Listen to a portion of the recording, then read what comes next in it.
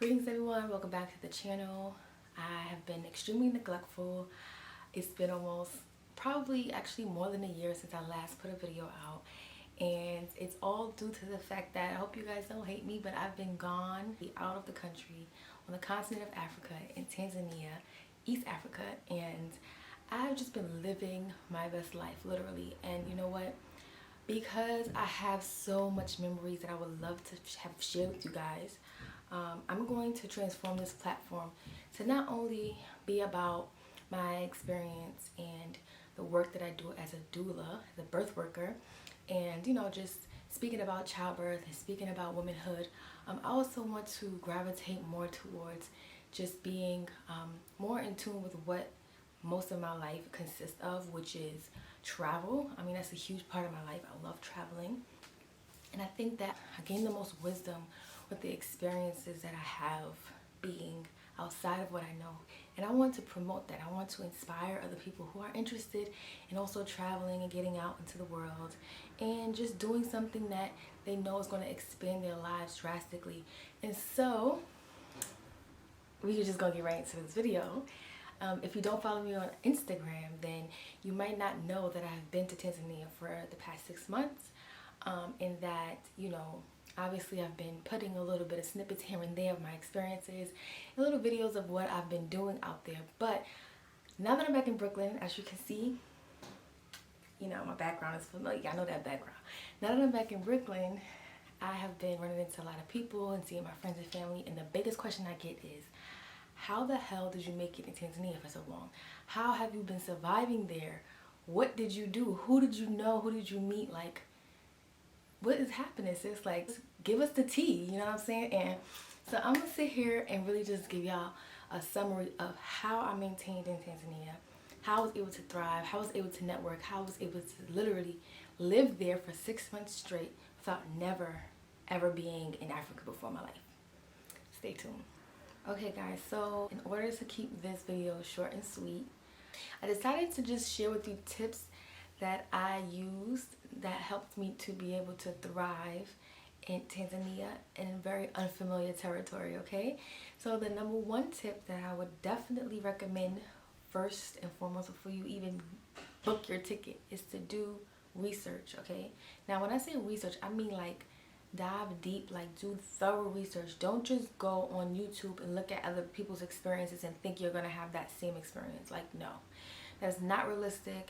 And it also sets yourself up for failure, because the reality is that nobody can really go to another place that is unknown without planning to some degree, right? Like, maybe not everything is always planned, but at least have a bit of knowledge around where you're going and how you're going to actually navigate out in that foreign place. You know what I'm saying? So like, for example, what I did was I was able to watch people's stories, look at articles and blogs, and also see who they are connected to, and follow them on social media, whatever platforms that they have, and kind of use my discernment to see whether or not I can actually connect with those individuals as well. And I mean it on a very personal level, not just from the screen of a laptop or a phone, but actually reaching out, actually having a conversation on the phone, right? I was doing all these things in order to really grasp the idea of what I'm getting myself into, okay? So the first thing I would say is do your research. I was able to, which was one of the reasons that I feel my trip to Tanzania was divine alignment. It was, my purpose for going there was greater than my own desires, and I think that when someone reached out to me that lived in Tanzania as a local, very, very genuine, kind heart, and we shared, just our stories with one another. We talked on the phone for hours, and I was able to actually develop a relationship with this person before I went to Tanzania. So while people think I travel by myself and I'm alone all the time, that is very true, but I'm never lonely. So I always have people that I network with and people that I end up meeting and connecting with when I get to the place. Yes, I travel solo, but I always make friends. I always socialize, and you have to. It's kind of out of my nature to be honest, to be a very social butterfly and like super friendly and talkative. But when you're by yourself, it forces you to actually come out of that shell. It forces you to kind of, be more just communicative and be able to really express what it is that you need and what you want and get it done. So that's the number one tip. The second tip that I would say is you should learn at least the customs and traditions of wherever you're going that are principles and staples in their day-to-day life. So for example, Tanzania is a very religious country. So they're Muslim and Christian, majority of them. And so they have a belief around dress code and to be presented a certain way, in the presence of in your community, you have to respect that. I mean, us here in America, dressing is a form of expression, right? Like, you can't tell someone how to dress and what's unacceptable, what is and what's not. All these things are no longer a thing. It's normalized to just dress however you want to. Tanzania, on the other hand, they all have one common, idea around dressing. Yes, you'll see a few people here and there who would dress the way they want to or what they're accustomed to, if they're foreigners or if they're tourists, whatever the case may be. But generally, people in Tanzania dress very modest. And if you ask me, modesty is beautiful. Modesty is self-respect. It shows that you don't need to show off your body in order to have some sort of appeal or attraction to someone else. There's so many other ways that you can feel sexy, you can feel confident or feel beautiful, in your own skin. So that's one of the things that I find a lot of people complain about, is the way that they dress and not being able to actually like wear what you want to wear and be free. Like, America is a different country from Tanzania, like, let's get real. Do your research about these places, because that's one thing. If you do your research, you wouldn't have to fall into these type of challenges within yourself to then have to change or do something different, that you're not used to. You wouldn't have to, fall into that because you've already done your research, so you know what to expect, right? So you go there already saying, I'm going to respect these people's culture and these people's tradition, and show up with the intention of actually wanting to learn about them and learn how to navigate and learn how to be receptive and also respected by these people whose country I'm coming into as a foreigner, right? So just keep that in mind. Do your research, right? Learn the customs and the traditions, right? I will also say learn about the value of $1 wherever you're going, right? And also learn about the cost of living in these places. And that way you'll be able to learn how to budget your money. When you're in Tanzania, if you don't speak Swahili, it's kind of difficult to really be able to communicate your needs or to even be able to really get like the same respect you would if you were a local, right? And that's just simply because if you go anywhere in the world and someone shows up and they don't really know the lifestyle to some degree, people are gonna hustle you. Like, that's just what it is. Even in New York, you come to New York, you're a foreigner, most likely people are gonna hustle you. They're gonna see how much money they can get and what you're willing to spend, because at the end of the day, it's a choice, right? So they'll offer you a price, but are you gonna negotiate the price or are you gonna just settle? It's not always fixed. And so I had to learn that also being there. It's like, okay, well, when I'm with my local friends, I can see how much they're actually spending on things versus when I'm by myself. So I ask questions, and actually also I'm not afraid to ask for help.